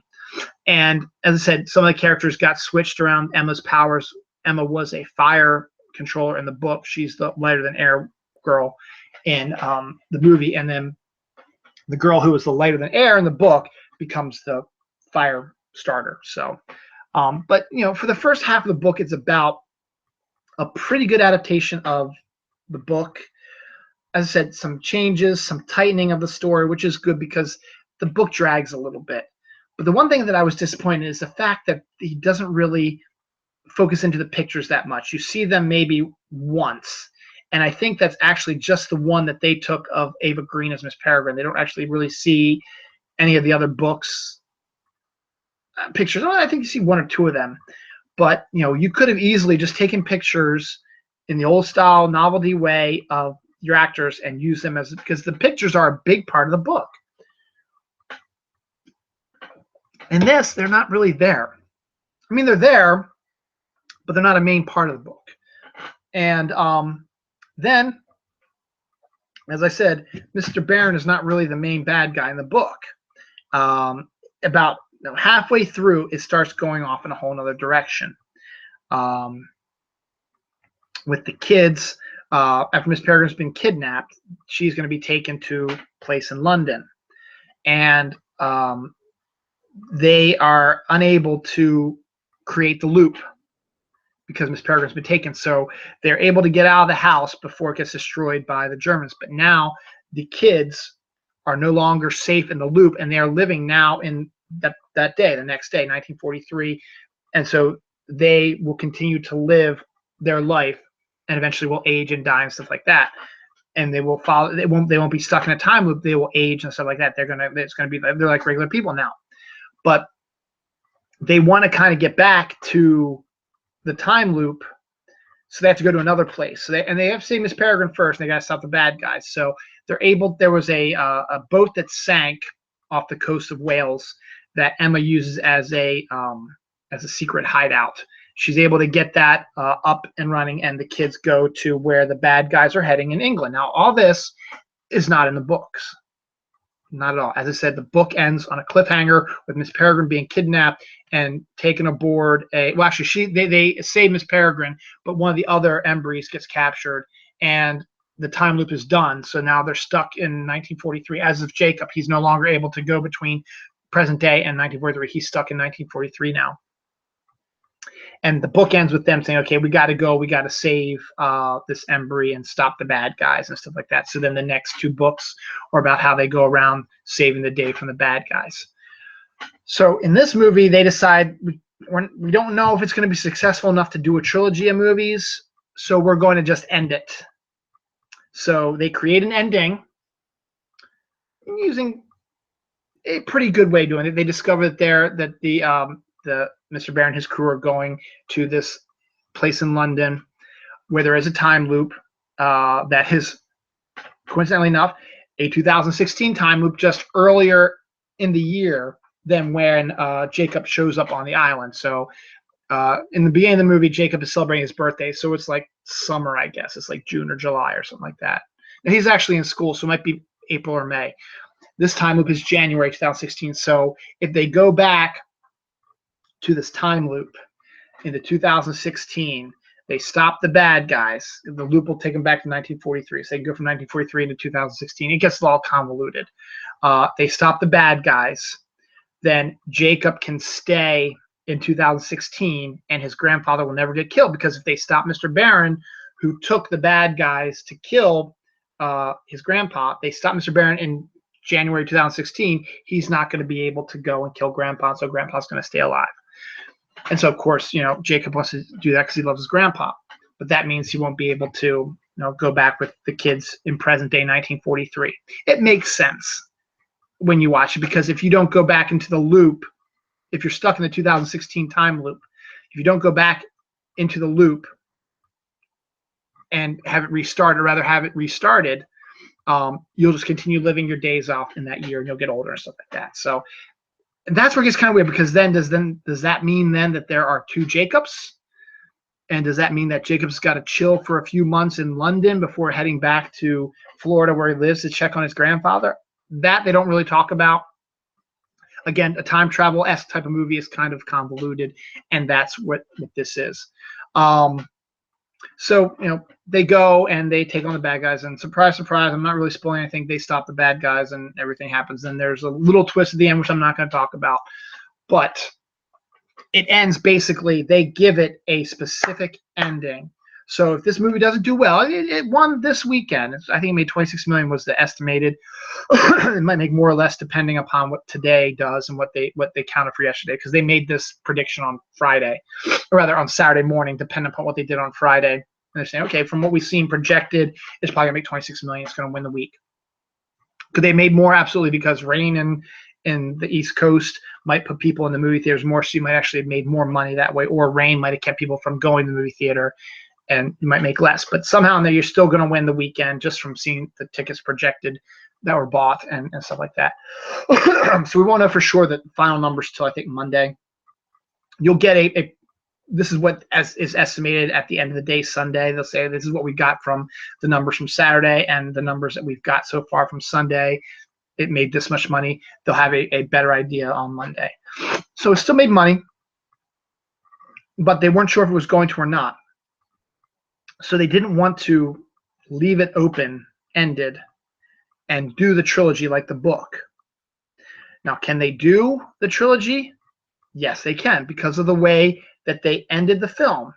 They ended one storyline, but they technically kind of opened another one that if they wanted to, they could continue on and make the next movie and make the next movie and connect it that way if they decide to make the next 2 books into films. If they decide that they don't want to, it's not profitable for them, there's not as much interest as they thought there would be, then guess what? You've got one movie and it ended, and it ends happily for the majority of things. So I'm still on the fence about it. It's definitely not for kids because the creatures are kind of scary, and there are scenes of them eating eyeballs. And it's just Asa Butterfield just seemed a little off to me as the main character. I don't know what about him seemed off to me, but he just did. You know what? I bet Noelle was hungry, and that's why she came down. Anyway, so Ava Green was really excellent as Miss Peregrine. Judi Dench pops up in the film. She's fantastic because she's Judi Dench. Samuel L. Jackson's really good as a bad guy. Allison Janney in her small role is really good as well. And what's weird about also is that Tim Burton is synonymous with Danny Elfman, and I love Danny Elfman as a scorer. And Danny Elfman's pretty much done every one of Tim Burton's movies except for he didn't do Ed Wood, and he didn't do Sweeney Todd. He also didn't do this one. For whatever reason, I don't know, but he didn't do this one. But the musicians he got for this one had a lot of Burton, Danny Elfman-esque music cues. So it was okay. It was just, there was a lot of stop motion stuff in it also, from a skeleton army to battles between these two creatures. And we saw one of the Enoch's, this character Enoch's power bring stuff to life that's dead or doesn't live, and brings them back to life using these hearts. See some stop motion stuff, which is Tim Burton's forte also. But to me, the film itself did not seem Tim Burton-esque, as it were. A lot of people are saying this is a return to Tim Burton after his foray with Johnny Depp and all this weird stuff that went on with that. To me, it's a good road back to where Tim Burton was a while back, but you know, it's not quite as Tim Burton-esque as a lot of people think it is. As I said, it has its moments. It's got a lot of CGI bad guys in it, and you know, the stop motion stuff. So that's kind of Tim Burton-esque, but it just something about the way it was shot and filmed is just a little bit different. But out of 5 stars, I guess I'd give it, much like my friend Heather would, about 2.5, maybe 3 at most. But it left me underwhelming. It was underwhelming for me. It's still an entertaining film, and I highly recommend you just check it out, make your own decision about it. You might love it. You might not. If you read the book, you might be a little disappointed because they really, basically, the second half of the book is like, doesn't exist. And then they add a whole new ending, which is, again, it works for this film. But if you wanted a full-on adaptation, you're not going to get it. So review that. Okay, I went really much longer than I thought I would. About half hour left before I need to wrap this up. So do I have anything else I want to talk about real quick? Yeah, just little stuff. I hit my main things I wanted to. The one thing is, if you look over, there's my shoulder right there. There's my friend Pennywise the Clown. My Twitter handle for Halloween is usually Pennywise the Clown because I like Tim Curry's role in it as Pennywise the Clown. It also freaks out a lot of people. But this year might be prudent not to do that because of the rash of clown things that are going on. Let's go back a little ways. I think starting last year, people started reporting people dressed up as clowns just walking around at night with balloons, in some cases, watching you from the sidewalk into your window and maybe waving at you or whatever. We were driving along at night and someone is just on the side of the road dressed as a clown with a balloon. It's enough to freak you out because a lot of people are afraid of clowns and a lot of people are afraid of them because of Tim Curry's role on It as Pennywise. And then when you throw in out at night in full white makeup and red hair and colorful costumes and balloons, it's kind of freaky. And then there have been other times where they've seen clowns in graveyards just walking around. In a way, it started off as, I think, just people just trying to scare people because it gives them a sense of power over others, that they can scare people like that. And then it gets a little bit more crazy because there is a closed circuit video of a guy who put a camera on his porch because he had problems with people stealing his Amazon stuff or his mail or vandalizing stuff like that. And one day he was looking at the video from the previous night after he discovered that his pumpkin was shattered, destroyed. It's a clown in full clown makeup, knowing the camera's there, goes up to the camera and starts making creepy faces and threatening faces like that, and on the guy's porch in the middle of the night, and destroys his pumpkin and stuff like that. It's all on video. That's fucked up, man. It's also fucked up when you're looking out your window and there's a clown, maybe not right by your window, but across the street looking at you going, I'm not afraid of clowns, but I would be freaked out if I looked out my window at night and saw somebody dressed as a clown waving at me. Because we also know about, I think it's John Wayne Gacy. No, it's not Gacy. It might have been Gacy. Someone who dressed up as a clown to kill children was a serial killer. So that's another thing that got people freaked out. And then, of course, Pennywise is the other thing also. And people just don't like clowns, you know?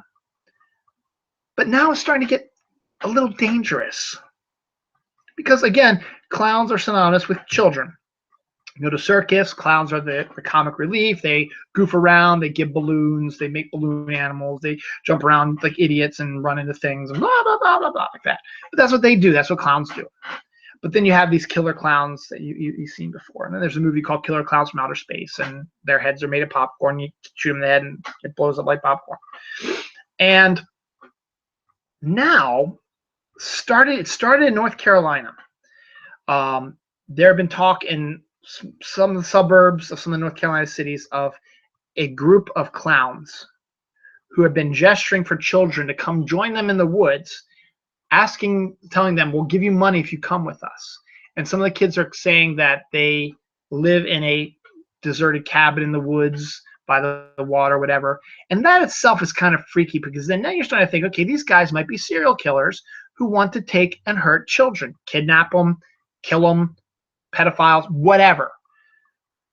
And they're using this clown thing as a way to do that. So you got this group of people doing it. And of course, guess what? It gets a lot of news coverage because people are scared. You don't want to just ignore it, because what if your kid sees a clown and they follow the clown and then your kid disappears? You don't want that to happen. So of course the media is going to bring it up, and I think it should. But what that breeds, though, that breeds imitators. And then you got somebody in South Carolina who's saying that they've got clowns who are threatening them. There's some in Virginia now who are, threatening. I think Richmond. I think a friend of mine, Brianne, who got married last week to Danny, sent me a message about around Richmond there was some clowns being seen threatening to get kids in there.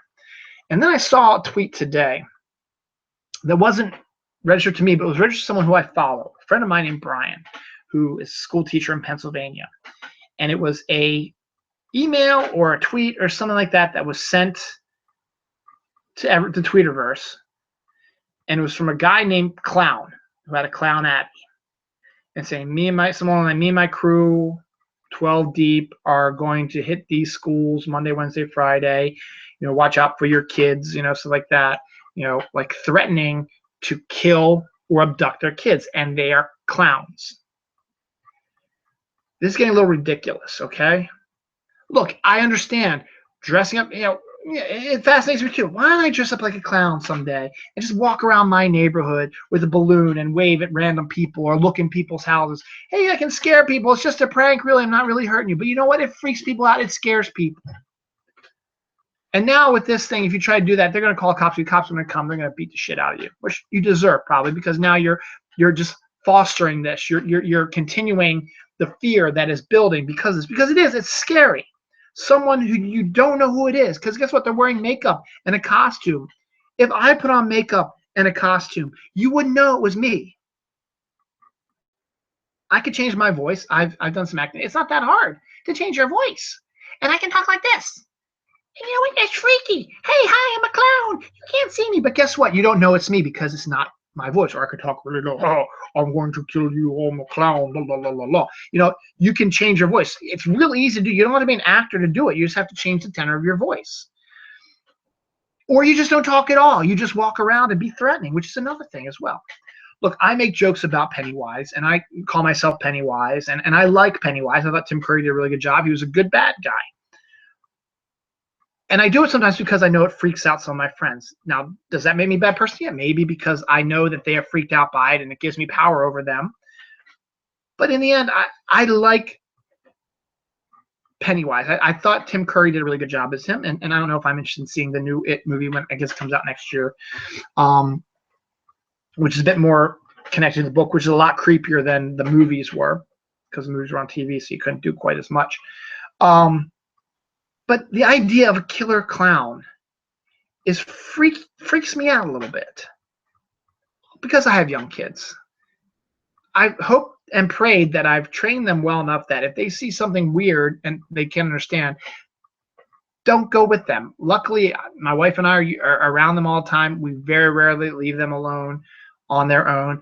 At school, it's a different story because they're at school MSs, but guess what? They're surrounded by teachers and their friends, and hopefully it's not as big of a deal because the teachers and the principal, stuff like that, it's their job to make sure that your kids are safe, and they take great pride in that. So I love my school, my kids' school. I know my teachers and the facility and faculty are doing their best to protect my kids. So luckily there's been no creepy clown sightings in the area. But you know what? It's only a matter of time because guess what? You're going to get your television coverage.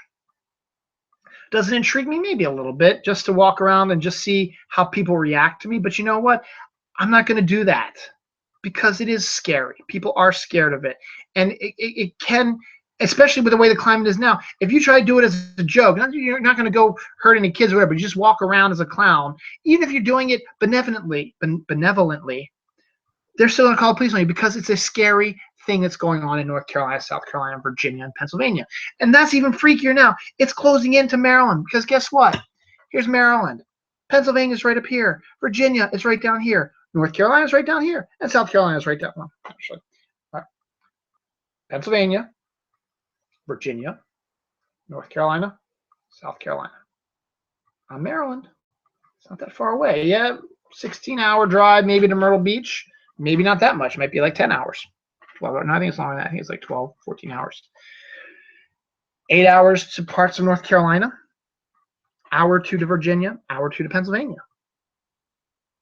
And this threat that these clowns are doing is in Philadelphia, I think, which is not that far away from Baltimore. I think it's Baltimore and Philly's like right up here. So it's kind of scary. So am I intrigued by the idea of maybe walking around just as a clown just to see if I freak out people? Yeah, sure. Halloween, would it be crazy to walk around as a clown to freak out people? Yeah, maybe. But you know what? I'm not going to do it now. Because that's not, I don't want to freak anybody out. In the back of my mind, maybe that'd be kind of cool, freak people out. They'll call up and say, yeah, we saw clowns. Like, yeah, that's me. I know that's me, but you don't hurt anybody. But you know what? Some of these clowns might actually be hurting people. Or maybe doing it to hurt people. There's all kinds of sickos and weirdos out there now. And that's another thing that scares the shit out of me when it comes to my kids, is what they have to deal with the craziness and the horrible stuff that's going on. So everybody in these areas, watch out for the clowns. Don't take it as a joke. And don't even consider doing it as a joke because it's not funny right now. Originally, maybe it would be it's a fascinating idea because it goes to people's primal fear of clowns, but it's not funny, not anymore. It's just there to scare people. Shifting gears, I've been sick the last week or so. I guess it's been the last 2 weeks basically. And one of the things you do is you want to sit and rest and take care of yourself. So I did that. So I was watching some movies. And the one movie I've watched a couple times already is The Martian. I love the movie The Martian. I read the book. I loved it. I think Matt Damon did a great job. Ridley Scott did a fantastic job directing it. It was a great movie. It's a fun movie to watch. And Mars movies have always interested me. I like Red Planet. I think that's a really good Val Kilmer movie. I think it's underrated. I think a lot of people don't like it as much, but it's really cool. But it's always fun to see human beings walking around on Mars and hoping that someday that's going to happen. And then I've got people I follow on YouTube who are the conspiracy nuts who believe that every picture that NASA sends back from their rovers has some sort of weird alien species in it, or ancient metal, or pyramid, or there's alien pictures, or there's grass, or there's weird stuff. And they show the pictures, and gosh darn it if it doesn't look like something that they're saying. But again, there's a it's a mental thing where your mind is able to put human characteristics to things. And that's where you get the ideas of seeing Jesus in bread, toasted bread, or in the clouds, or Edgar Allan Poe on the back of a bug, which is something that's a true thing. If you check the internet, again, it looks like Edgar Allan Poe. But it's your mind telling you, trying to form all these weird designs, stuff like that, and turning them into something familiar to you. So a lot of the stuff, could it be true? It's very possible it could be true that these could actually be weird creatures because, hey, if it's just rocks, there's some weird ass rock formations out there. And how the hell did you get them to be formed that way? Or what is that green thing on the surface of Mars that's all red and dead? There is a picture of a green, looks like either a insect leg or a piece of grass. It's so green. It's like, how did you get that? How can you describe that? I can maybe see where you might see looks like a person in the distance on Mars, but it could be just the way the rock is formed, the shadows hitting it. Even the face on Mars, which started this whole thing in the 70s, is just because of when they took it, just the way the shadows and the way things were, it looked like a face on Mars. And then they've gone over it a few hundred other times, and now the face is gone because it's eroded or whatever. But Mars has always been fascinating. And this person named Elon Musk, I'm not exactly sure if it's a company or a person or what, I haven't really been following the story that well. She is prepared to set up the first exploration of Mars by himself without NASA's help. I think he's a rich guy or whatever. And so people are excited about that. So there's just something about seeing people on Mars and going and dealing with connections to Mars, stuff like that. That's just fascinating. And space is a hugely fascinating, fun place. It's something I'm hugely interested in. They had an announcement about Europa, which supposedly a lot of people say there's an ocean under the ice, which could be warm, where there could actually be organisms living in. Not necessarily have to be aliens, but like little one-celled organisms floating around in the water.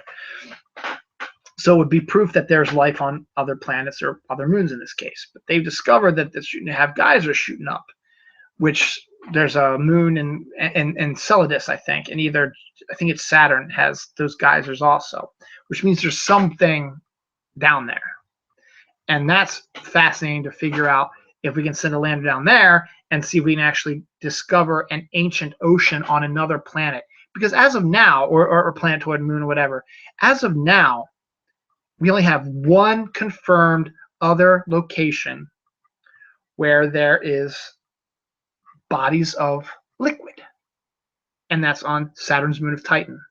Saturn's moon of Titan is fascinating. It's shrouded in clouds, so you really can't see it can't see what's going on the ground from the air. You have to use X-rays and stuff like that, and they do. Cassini was sent over there, and they've been taking a lot of really good pictures of the surface of Titan. They've discovered, and they landed on there. The ground looks like Mars, like every planet looks like that. Mercury, Venus, everything looks like Mars. It looks like the desert for the most part. But on Titan, there's actual proof of oceans and lakes and rivers. But it's not H2O water. It is another chemicals like not hydrogen, but it's like methane or something like that, liquid methane. So these is liquid oceans, but it's methane, and that is cool. And I want to see that. I want to see what an ocean of methane looks like, and see if maybe there are creatures that can live in oceans of methane. And Titan's interesting too because their atmosphere has oxygen in it as well, not nearly as much as ours does. So you still need a helmet if you landed on Titan, and plus it's freaking cold because you're out in Saturn, which is way far away from the sun. But the fact that there is oceans of liquid that are not frozen and are still churning and moving because their freezing temperature is way below what it is on Titan. It has to be much colder on Titan for that stuff to freeze. It's not that. There are rumors that they've discovered trickles of water on Mars, which is a possibility. They pretty much know that there was water on Mars at one time due to the way the plains are and the way rocks have been, stuff like that. But there's been no actual proof of giant bodies of liquid anywhere except on Titan. Now, it's been predicted that it's on other places, like Enceladus, as I said, has those water geysers, so it has something down there. So there's something down there. We just don't know what it is because we haven't seen it yet. Same thing with Europa. So that's some pretty cool stuff that's going on. But definitely go check out some Mars movies. Red Planet is highly underrated. I really enjoy it a lot. The Martian, of course, is fantastic. John Carter could have been a whole lot better. Mission to Mars, Ghost of Mars. There are Mars books. There are all kinds of Mars attacks. That doesn't really take place on Mars, but aliens on Mars. But there's a lot of really cool stuff about Mars, and then the fact that this discovery of liquid on Titan and Europa having geysers, and Enceladus already has geysers also, makes me want to say, well, can we just send something there now so we can see what's going on? So there's that. Let's see, I'm running out of time here. What else do I want to talk about here?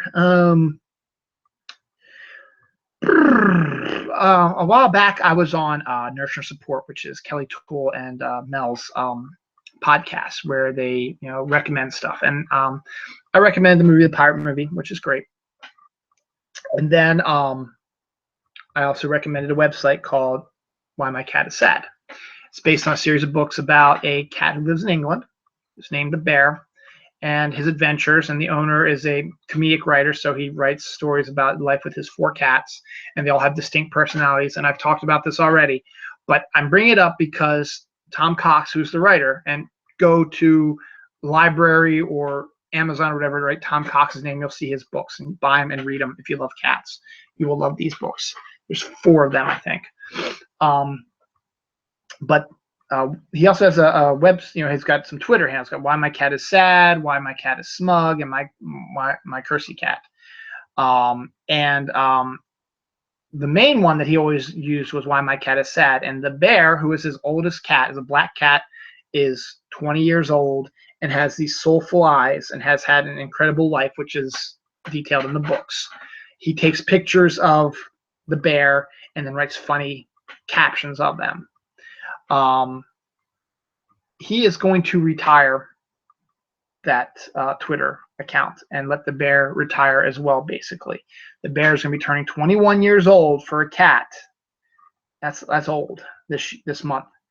And Tom Cox thought, okay, this is probably the best time. He really hasn't been posting that much on it recently. All the stuff I've been posting has been from last year and years past like that. And he's been focusing more on Why My Cat Is Smug, which is his cat George, who is this glorious cat who always has this smug look on his face. It's fantastic. And his sweary cat also, who video where the cat meows and then he writes a curse word under it. It's really funny. But the bear was the one that was the main website and is a main Twitter account and is one of the main characters of the book series. And he's going to let the bear retire. There's going to be no more pictures of the bear, no more Why My Cat Is Sad. He's going to leave it open so that people can go in and look at the pictures and stuff like that. And if something comes up or he decides to redo it, he'll post it on there again. But officially, the bear is retiring. Bear, we wish you good luck. You've entertained us for years, and long life for you. 21 years is a long time in cat years. It's a really long time. I'm not going to do Halloween recommendations. I'm not going to do... Oh, yeah. I'm just bringing this up just because I can. It's my show. Tuesday, October 4th, is my wife and I's 13th wedding anniversary. Huzzah, 13 years. And our anniversary present for 13 years is lace. And I end up finding something really nice for her. But we don't really tend to focus on those things. And we just tend to usually buy stuff. I know my wife likes wine and coffee and books. So and dark chocolate. I usually buy a little bit of that for us. And she doesn't really wear jewelry all that much. She doesn't really, and this is, kind of personal, but she doesn't really wear lingerie all that much either. So, lace, especially lacy lingerie, I'm not going to go out and buy her, hey, wear this for me, because I know she won't. She'll only wear it once maybe, and that'll be it. She doesn't do that kind of stuff. But I found a nice lace scarf for her. It should be coming in. They say today. I'm hoping it shows up today or tomorrow at least because I need it by Tuesday. But it's lace, and you know how hard it is to find something lace-wise. But I think I did pretty good. I also got her a Christmas ornament and a bottle of wine, and I'll probably get her some other stuff as well. But I just want to say, it's going to be our 30th anniversary. Lace is a very interesting idea, and I don't know. there's Lacey cookies, and I looked at them and was like, yeah, they're just kind of flat and don't really interest me that much. So just wish my wife a happy anniversary. She's not going to see this video. She very rarely watches my show, which is funny. So she's not going to find out about this till she gets her presents on Tuesday. So I'll mention obviously on Tuesday, but our anniversary is 13 years on Tuesday. I'm going to do my one political thing real quick. I just have to get out of the way. This just makes me do this also. Congress overrode a veto that President Obama vetoed. It was a bill where the people who were affected by the 9/11 attacks could sue Saudi Arabia for damages for the death of their family, basically, which is kind of weird because, yeah, Saudi Arabia was where the terrorists were from, but Saudi Arabia, as far as we know, did not order the terrorists to go and attack the United States.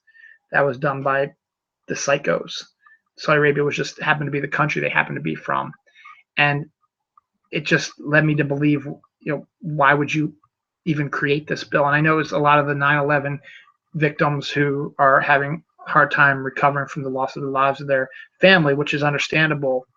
But to sue a country that didn't necessarily have anything to do with the bombing because it was a terrorist cell that happened to be headquartered in Saudi Arabia, and I don't think that Saudi Arabia condoned what they did. I don't think they did. But, President Obama, I think, in my opinion, because I am a Republican, I am a Democrat, and you can call me liberal if you want. I don't care. Doesn't bother me.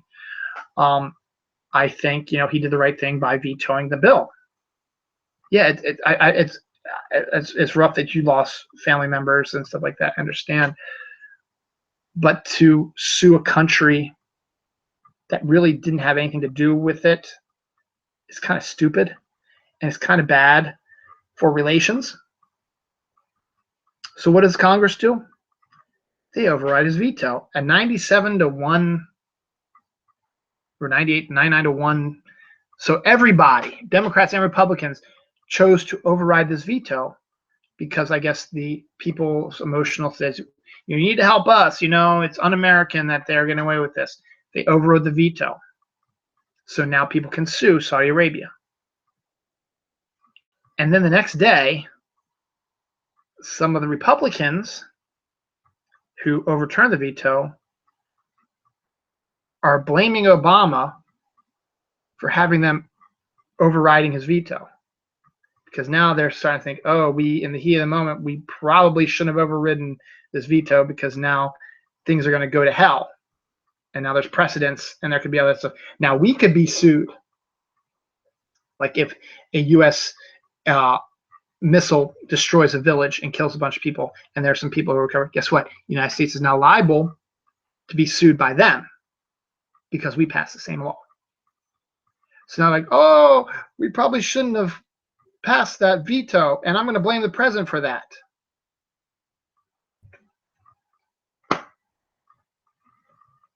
You overrode the veto. He vetoed the bill. He said, no, I don't accept this bill into law. No! N-O! That means no. Well, you should have warned us about how bad it's going to be. I said no! I vetoed the bill! That is me saying no! It's a bad bill! Why? Why are you blaming him now? It's not his fault. You made the decision to override the veto, knowing full well that he did not want to pass the veto or pass the bill.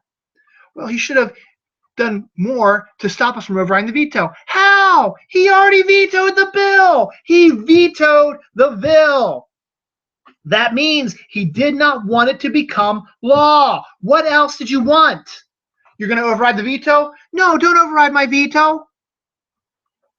Go to them and say, no, I override my veto. Why would he do that? He already vetoed the bill. He can't override your override now. And guess what? You just fucked up. And now you're not going to blame yourselves. You're going to blame the president because you're a fucking morons. I would be so happy when this whole election fiasco is over. It's been going on, it seems like, for 2 years now. If you want to, I'll even go so far as to say, you know what? None of this would have happened if that clown wouldn't have announced his Republican nomination, who is now the leader, and these clowns started appearing and threatening people. I don't remember clowns walking around threatening people before this clown came into prominence, becoming a member of coming this close to being president.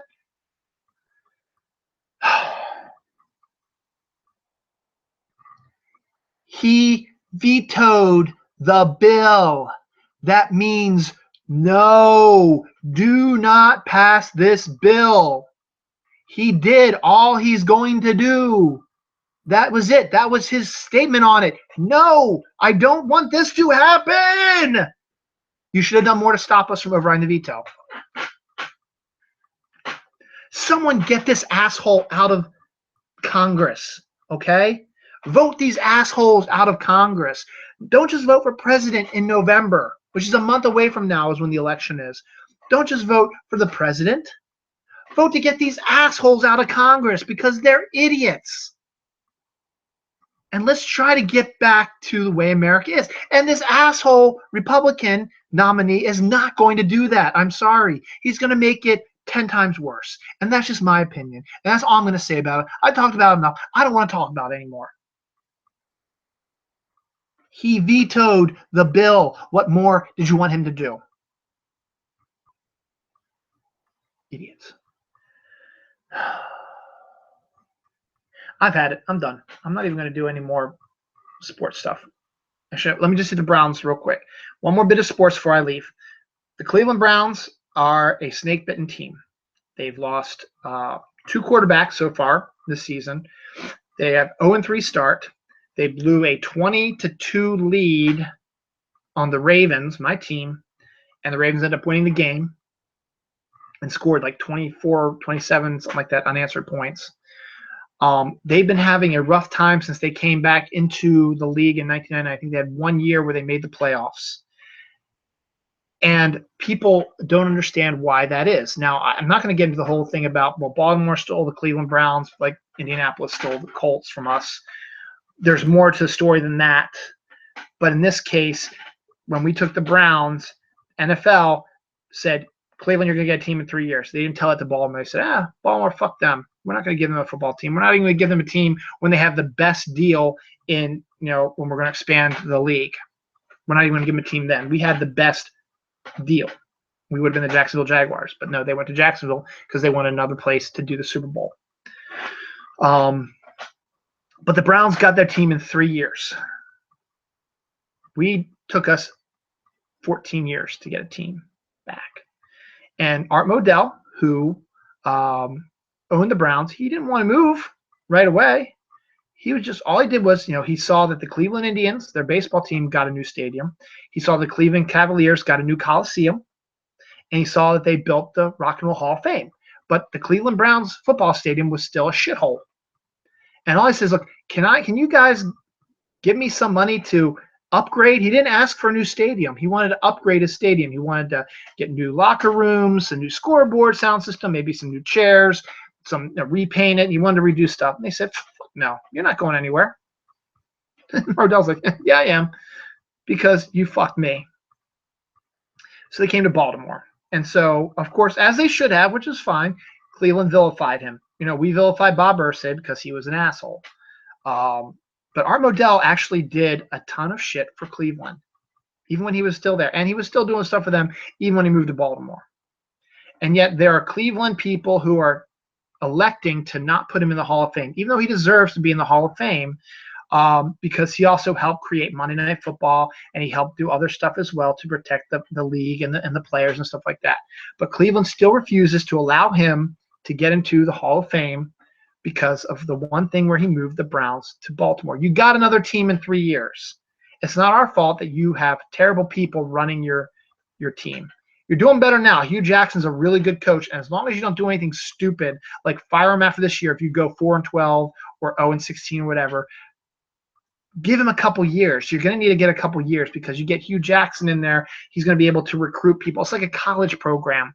It's a chance to rebuild. Hugh Jackson is a well-respected coach, and I like Hugh Jackson. And it kind of ticks me off that he's in Cleveland because he has the potential to turn that team around as long as the ownership allows him to. You can make this year a loss if you want. I don't even know what the score is against him playing the Redskins right now. The Browns are actually not a bad team.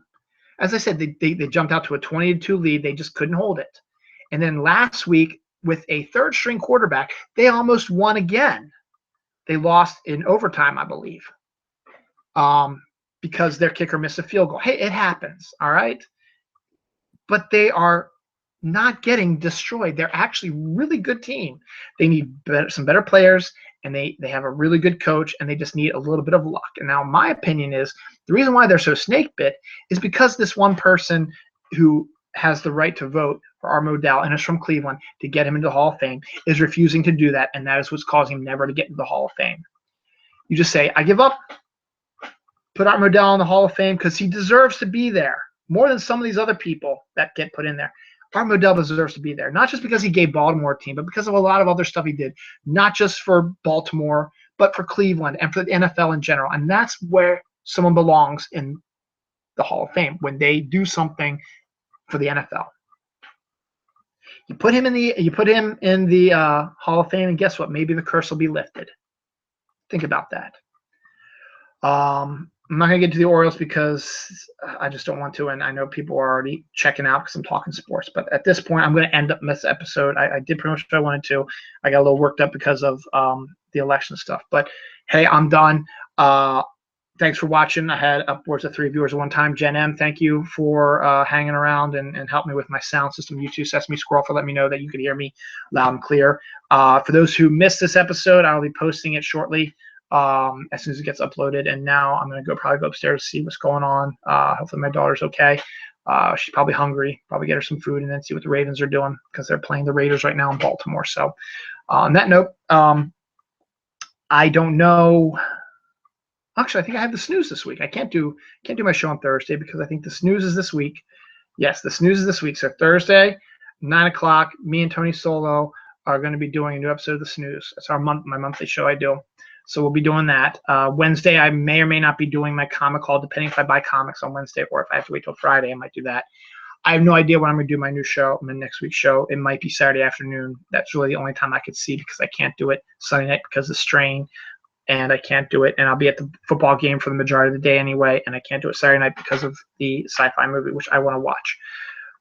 So we'll see. Just keep an eye on my Twitter handles at Holodill, at DylanProCo. You will see any things that come up. And again, I might say, you know what, F it, I'm just going to take the week off, which is possible. On that note, thanks for watching. Take care. Have a good rest of your Sunday, rest of your week. Thanks for watching, and keep watching. And go Ravens.